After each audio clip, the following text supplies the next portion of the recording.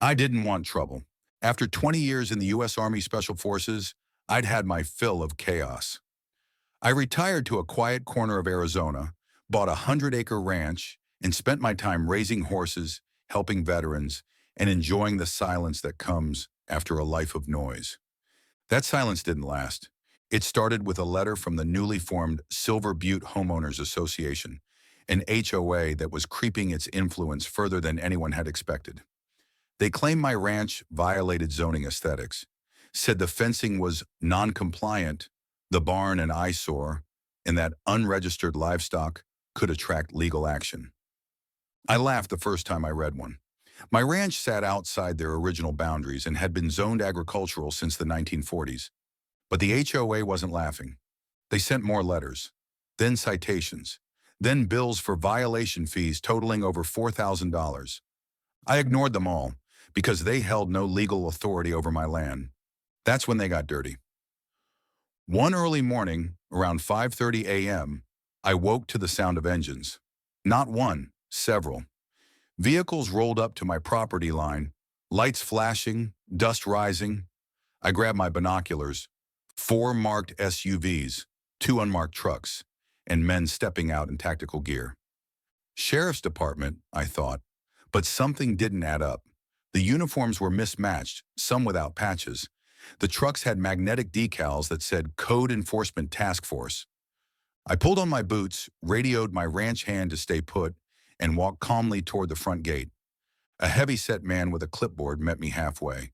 His vest said, Compliance Ops. We're executing a property seizure under Silver Butte HOA Ordinance 4.7, he said.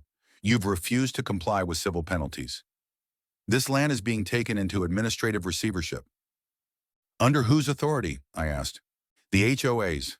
This operation is coordinated with law enforcement. Then where's the warrant? I asked. He flipped through papers, none stamped by a judge. Just a stack of HOA citations.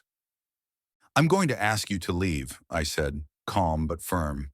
This is an illegal raid. You're trespassing on sovereign private property. One of the men behind him scoffed. What are you going to do, cowboy? Call your lawyer?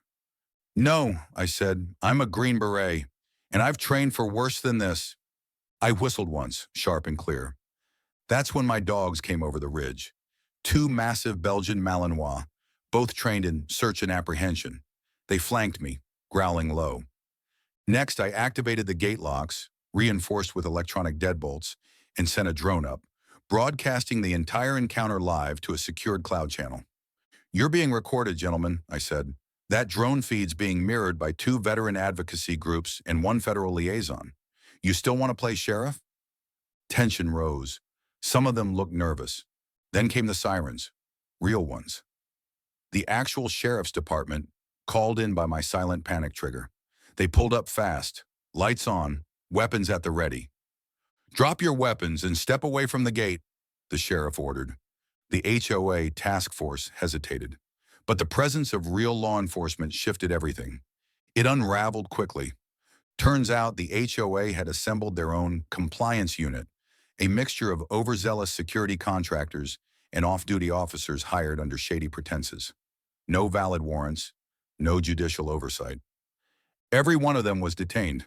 The ringleader, Dennis Calder, was the Silver Butte HOA president. He had convinced the board they could seize my land under a fabricated eminent domain clause they'd added illegally to their charter.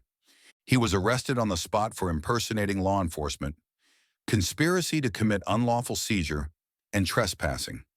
Others faced charges ranging from impersonation to armed intimidation. The HOA was dismantled within weeks. Turns out I wasn't the only one they targeted. At least 5 other rural homeowners were being pressured into signing over parcels for future development. But I was the first one to say no, and the only one trained to push back tactically and legally. Today, my ranch still stands. The horses are safe, the barns are up. And I've installed a new sign at the entrance. Private land, veteran-owned. Trespassers will be detained and educated. Sometimes the best defense isn't a lawyer. Sometimes it's knowing exactly how to take command, even when they come with badges and lies.